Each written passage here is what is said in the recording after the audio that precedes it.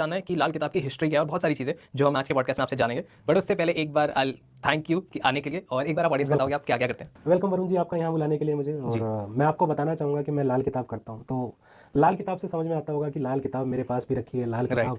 और लाल किताब जो है 1952 का एक पार्ट मेरे पास है जो मैं आपको दिखा रहा हूँ। ठीक है, पर अब लाल किताब आपने पूछा लाल किताब है क्या, तो सब कुछ शुरू करने से पहले कहते ना परमात्मा का नाम लेना चाहिए। तो कहते हैं कि आवाज सुनता हर किसी की, ना ही कोई भूला हो, सबसे पहले याद उसकी, फिर सभी दुनिया की हो। कहते हैं कि लाल किताब में एक ये आगाज है कि जब लाल किताब शुरू करना हो तो पहले कोई भी लाल किताब वाला होगा इस आगाज के साथ सुने चलेगा। कहने का मतलब ये होगा कि आवाज वो हर किसी की सुनता है कि शर्त कि ना कोई भूला हो, इसलिए सबसे पहले याद उसकी, फिर सभी दुनिया की हो। तो सभी जनता का स्वागत है इस पॉडकास्ट में, वरुण जी के पॉडकास्ट में जो इन्होंने मुझे बुलाया। बड़ा अच्छा लगा यहाँ आके। तो अब वार्ता शुरू करते हैं। तो जैसा आपने पूछा कि ये लाल किताब है क्या, हाँ, हिस्ट्री क्या है, हिस्ट्री क्या है। तो देखो, लाल किताब जो है, लाल किताब अपने आप में एक पद्धति है। जैसे आपने पराशरी सुना होगा, आपने वैदिक सुना होगा, आपने जो है टैरेट सुना होगा, आपने केपी सुना होगा ना, उसी तरह से लाल किताब भी एक पद्धति है। अब पद्धति है कैसे, मदर वैदिक ही है, ओके, ठीक है, पराशरी है, जो बेस है वो वैदिक पराशरी है, वैदिक, ठीक है। बट आज के टाइम में पराशर को पढ़ना नए बच्चों के बस की बात तो मुझे तो लगता नहीं है। हाँ, ऐसा क्यों? रीजन, क्योंकि एक चीज समझें कि वैदिक को पढ़ना मतलब कि आप उसकी प्रिडिक्शन निकालने जा रहे हैं। आज के टाइम एक प्रिडिक्शन को निकालना, एक कुंडली की प्रिडिक्शन को निकालना, एक्चुअल प्रिडिक्शन निकालना, जिसमें आधा दिन लग जाता है।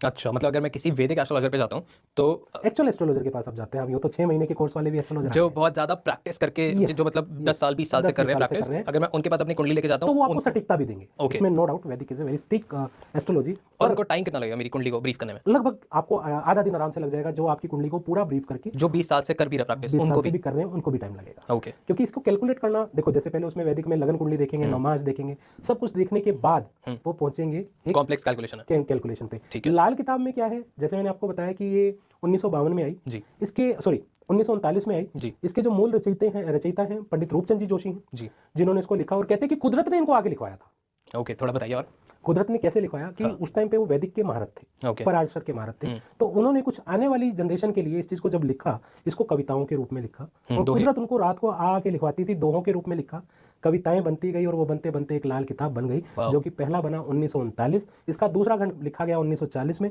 तीसरा खंड लिखा गया 1941 में, चौथा खंड 1942 में। और इसका जो संपूर्ण, जिसको हम ग्रंथ भी बोलते हैं, जैसे कि हिंदू धर्म हम सबका धर्म है, हम रामायण को मानते हैं, गीता को मानते हैं, हमारे ग्रंथ हैं। सिख लोग ग्रंथ साहिब को मानते हैं, उनका ग्रंथ है। इस्लामिक लोग कुरान को मानते हैं, ठीक है, तो इनके ग्रंथ है। उसी तरह से लाल किताब के लिए ये ग्रंथ है, जो लाल किताब करता है उसके लिए ये ग्रंथ है। तो अब ये चारों पर कैसे काम करती है, जब इसको लिखा जा रहा था तो इसमें चारों धर्म का भी बहुत ध्यान से इसमें देखा गया। चारों धर्म को, चारों धर्म जो है उनको ये सोच समझ के बनाया गया कि सब इसके उपाय कर सके। अब हिंदू मुस्लिम के यहाँ नहीं जाएगा, मुस्लिम ग्रंथ साहिब के यहाँ नहीं जाएगा। तो लाल किताब एक ऐसी किताब है जिसमें हम उन्हीं के अकॉर्डिंग, देवी देवताओं के उसी धर्म के अकॉर्डिंग उसको उपाय दे देते हैं, जिससे कि कोई भी धर्म का व्यक्ति लाल किताब के उपाय बड़े आसानी से कर सकता है। तो ये अगर हम नॉर्मल मेरी भाषा में, जो मेरी ऑडियंस की भाषा में अगर हम इसको समझे, तो ये एक बुक है जिसमें बहुत सारे सॉल्यूशंस हैं। Yes, okay. और वो गीता में क्या है, हाँ, अगर सच्ची में पढ़ा जाए, आज भी कोई गीता पढ़ ले जी, आपकी प्रॉब्लम के हल निकल जाते हैं। हाँ। उसी तरह से लाल किताब क्या है, लाल किताब संस्कारों पे चलने वाली एक किताब है। ओके, ठीक है, ये संस्कारों पे चलती है, पुराने संस्कारों पे चलना सिखाती है, और इसका मेन पर्पज है रिश्तेदारी। अच्छा, एक चीज वरुण जी आप बताइएगा कि जब आप छोटे थे अपने मामा के यहाँ जाते थे, आज कितना जाते हैं? कम जाता हूँ। कम जाते हैं, ठीक है। आपकी बुआ आपके साथ रहती थी, खेलना पसंद आता था, ठीक है। रिश्तेदारी एक्चुअल क्या है, हर ग्रह एक रिश्तेदारी को प्रेजेंट करता है। जितने भी ग्रह हैं हर सब कोई ना कोई, मेरे बुआ चाचा मामा, ऐसा। बिल्कुल। अब मैं आपको एग्जांपल देता हूँ। जुपिटर जी, जुपिटर जो रिप्रेजेंट करता है वो प्रेजेंट करता है पिता, दादा, परदादा। ओके, ठीक है। और लड़की के लिए ससुराल।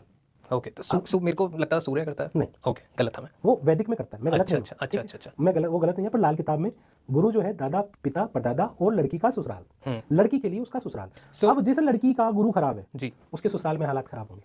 आपने देखा है आज की जनरेशन में बहुत सारी, मतलब ससुराल में लड़की के साथ उत्तेजता होती है, दिक्कत हो रही है, प्रॉब्लम आ रही है। बट जिसका गुरु भी तो खराब है ना, तो लड़की को ससुराल में दिक्कत मिल रही है। अब इसी तरह से हम उठा लेते हैं बहन, बुआ, बेटी, मासी, साली जी, ये बुध को रिप्रेजेंट करता है। ओके, भाई, दोस्त, खून के रिश्तेदार, ये मंगल है जी। आपका जो शरीर है ये भी पूरा मंगल है। वो कैसे, आप कहोगे मंगल कैसे है? आप तो अभी कह रहे थे कि सूर्य अपना आपा होता है, तो ये सूर्य हुआ। मंगल कैसे है? हमारी पूरी बॉडी में ब्लड है, ठीक है, पूरी बॉडी में ब्लड है, तो ब्लड किसका है? मंगल। ठीक है, खून। अब जिस भी इंसान का मंगल खराब होगा कि बॉडी में खून की प्रॉब्लम रहेगी। आप मुझे अपनी जिंदगी के 5 दिन दीजिए और इन 5 दिनों में मैं आपको की प्रॉब्लम रहेगी, स्टमक प्रॉब्लम होगी, ये मंगल खराब की निशानी। ओके, ठीक है। इसी तरह से जब हम देखते हैं राहु को, अब राहु क्या है? आपके दादा का परिवार और लड़के के लिए ससुराल। अब आपका राहु खराब है, ससुराल के हालात खराब होंगे। ओके, हर चीज कनेक्टेड है जी। ठीक है। केतु क्या है? शरीर से नीचे का हिस्सा पूरा केतु है। हाँ, ठीक है, हमारे शरीर का प्राइवेट पार्ट केतु है। रीढ़ की हड्डी केतु है। ठीक है जी। आपके पैरों की बियाइयां केतु है। ठीक है। घर में रखे प्याज केतु है। अच्छा, प्याज केतु है। अब आप देखना, आपके घर में केतु खराब है, मान लो, आपके घर में से रखे प्याज में से स्मेल बहुत जल्दी आने लग जाएगी। अच्छा, आपको मैं ये क्यों भी बता रहा हूँ, ये तो मैंने आपको सिर्फ अभी ये बता रहा हूँ कि रिश्तेदारी पे कैसे काम करती है, इसके ऊपर भी बताऊंगा जी। अब रिश्तेदारी पे काम करने का पर्पज आपको मैं बताया कि पहले के जमाने में जब ये रिश्तेदारी से बनी रहती थी, ठीक है, मासड़ा हमारा मंगल भी है, हमारा जो मौसा है वो मंगल भी है। ठीक है, तो जैसे हमारी रिश्तेदारी बनी रहती थी तो कभी भी ग्रह खराब नहीं होते थे। खाना चूल्हे पर बनता था, गैस आ गई, बाथरूम घर के बाहर होता था, अंदर आ गया, राहु को घर में ले आए।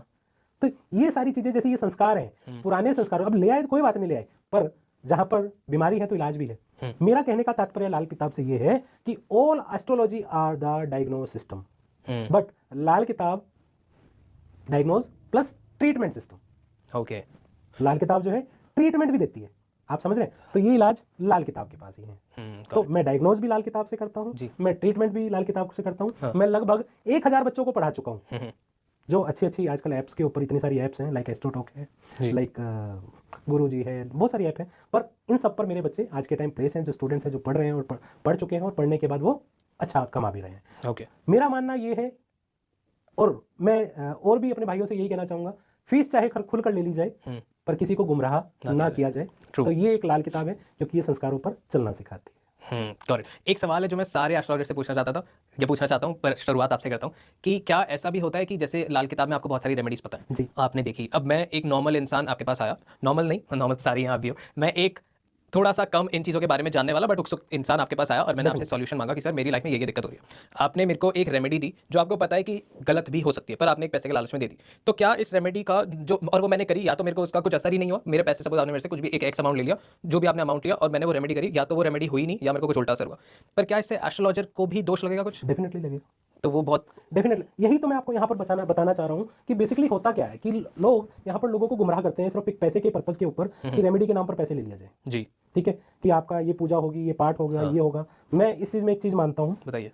बीमार मैं हूँ, दवाई आप खाएंगे, मैं ठीक हो जाऊंगा? नहीं, सिंपल सा फंडा है जी, मैं ठीक नहीं होऊंगा जी। तो इसलिए अगर पूजा पाठ भी करनी है तो पहले खुद से करें।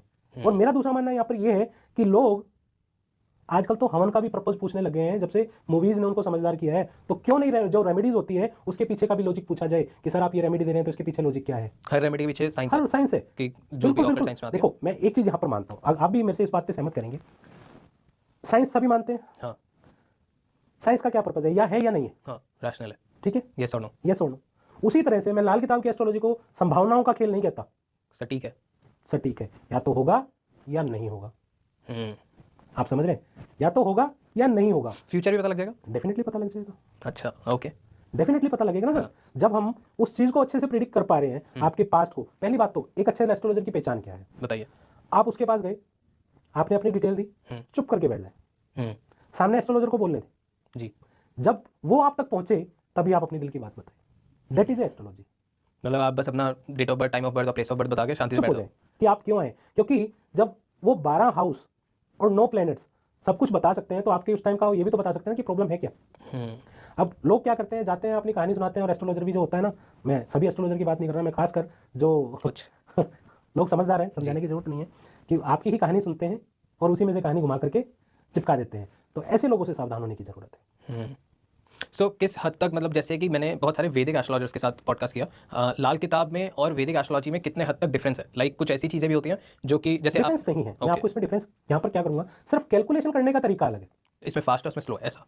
फास्ट भी क्या है कि हम जैसे मैं एक लाइन बोलता हूँ कि राशि छोड़ नक्षत्र भूला, मेष लगन को लगन मान, 12 हिंद को ब्याह कर दिया इस लाल किताब ने। ठीक है, कहने का मतलब ये हुआ कि आपके 12 के 12 जो हाउस हैं, हम मेष लगन को लगन लेंगे। जैसे पहला घर से हम क्या देखते हैं, दूसरे कैसे क्या देखते हैं, तीसरे कैसे क्या देखते हैं, फोर्थ से क्या देखते हैं, हम उसी में देख लेंगे। जैसे वैदिक एस्ट्रोलॉजी की, मैं प्राचर एस्ट्रोलॉजी की बात करूं तो प्राचर में क्या है, पहले आपकी लगन कुंडली देखते हैं, फिर नमाज देखते हैं, उसके बाद आपका D1 चार्ट देखते हैं, D2 10 देखते हैं, D7 देखते हैं। उसमें हम अलग अलग चार्ट नहीं देखते। हमारे लिए एक लगन कुंडली है, उसी लगन कुंडली से, वर्षफल कुंडली से, ठीक है जी, महीना कुंडली, दिन कुंडली, इवन घंटे की कुंडली, इवन सेकंड की कुंडली तक हम उसी से निकाल देते हैं। Wow, okay.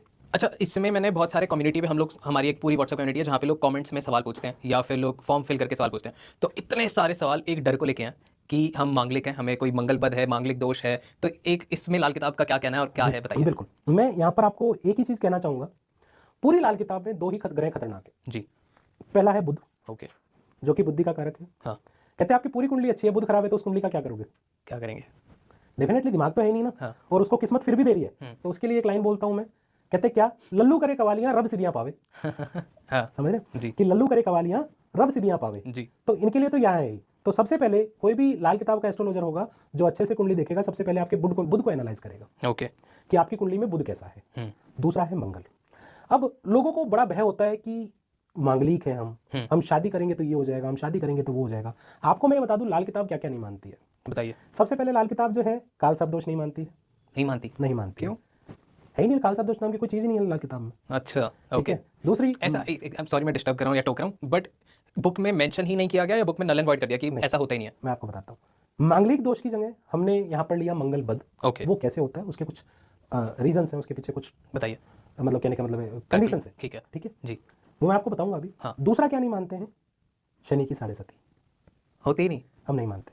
वाओ, तो लोग जो इतना घबराते हैं कि 7.5 आ रही है, शुरू होने वाली अब है। मैं आपको बताता हूँ। बताइए। वैसे तो लाल किताब शनि की 7.5 मानती ही नहीं है, पर शनि की 7.5 परेशान किसको करती है? जो नॉनवेज खाता है, ओके, जो शराब पीता है, हाँ, जो जुआ खेलता है, ठीक है जी। इनके लिए शनि 7.5 में दिक्कतें ज़्यादा होती हैं। शनि इंसाफ के देवता है। पर ये कैसे हो रही है? लाइक अगर हम मानते ही नहीं तो फिर हम नॉनवेज खाएं या शराब पिए, उससे इम्पैक्ट कैसे आएगा? अब मैं आपको बताता इसके पीछे हाँ लॉजिक क्या लगेगा? हूँ, मैं इसके पीछे का लॉजिक बताता जी। हूँ। नॉनवेज खाना, आखिर में हम क्या कर रहे हैं? जीव हत्या। जीव हत्या। जी। हमारे सतयुग में, द्वापर युग में, त्रेता युग में और आज कल युग में भी जो सात्विक रहे हैं वो शुरू से ही सात्विक रहे हैं। हाँ, समझ रहे हैं? और कौन से धर्म में नॉनवेज खाना लिखा है? मुसलमान खाते हैं। धर्म में तो उनके में भी नहीं लिखा ना। अच्छा, नहीं है, लेकिन मेरे को आइडिया नहीं है ना। बिल्कुल भी नहीं लिखा। किसी भी धर्म में नॉनवेज खाना गुनाह माना गया है, चाहे वो मुस्लिम हो, चाहे हिंदू हो, चाहे सिख हो, चाहे ईसाई हो। 2 ही तरह के लोग होते थे पुराने टाइम में, एक सात्विक, एक तामसिक। तामसिक कौन होते थे? राक्षस, असुर। जी। और सात्विक कौन होते थे? हमारे नॉर्मल मनुष्य। नॉर्मल मनुष्य। हाँ, ठीक है, कोई भी धर्म नॉनवेज को अलाउड नहीं करता है। और इसके ऊपर मैं आपको एक बात बताता हूँ, जो इंसान नॉनवेज खाता है, जी, खासकर कुछ कंडीशंस हैं लाल किताब में, हाँ, जैसे सूर्य 11th हाउस की, नॉनवेज खा ले, औलाद हो जाए मुझे बता दे। अगर आपने ऐड स्किप किया तो आप बहुत बड़ा कुछ मिस कर सकते हैं। सिर्फ 10 सेकंड मेरी बात सुनिए, नहीं अच्छा लगे स्किप कर देना। नॉनवेज खा ले, औलाद हो जाए मुझे बता दे। ओके, ठीक है, सूर्य 11th हाउस वाले की औलाद नहीं होती नॉनवेज खाने, तो सूर्य 5th हाउस वाले की। सूर्य 5th हाउस में है और गुरु 10 हाउस में है, और ऐसा इंसान नॉनवेज खा रहा है, गारंटी दे रहा हूँ औलाद होकर भी मरेंगी। ओके, रिटर्न में दे सकता हूँ, क्योंकि मैं आपको कोई भी चीज़ बोलूंगा वो एक कहते हैं ना लॉजिकल। मैं आपको जब एक चीज़ कह रहा हूँ कि मैं अगर आपको दवाई भी दे रहा हूँ, मैं आपको रेमेडी भी दे रहा हूँ, तो मैं आपको लॉजिकल दे रहा हूँ, उसके पीछे लॉजिक है। इसके पीछे कैसे लॉजिक हुआ? आपको मैंने मान लो कोई एग्जांपल दिया कि आप नॉनवेज मत खाओ, ये तो सबसे पहले परहेज है। जी। ठीक है, बट मैंने कोई रेमेडी दी कि इसके पीछे आप जो है ना कि आपने अगर नॉनवेज खाया है तो आप अपने वजन के बराबर के बकरे लेकर जंगल में छोड़ दो।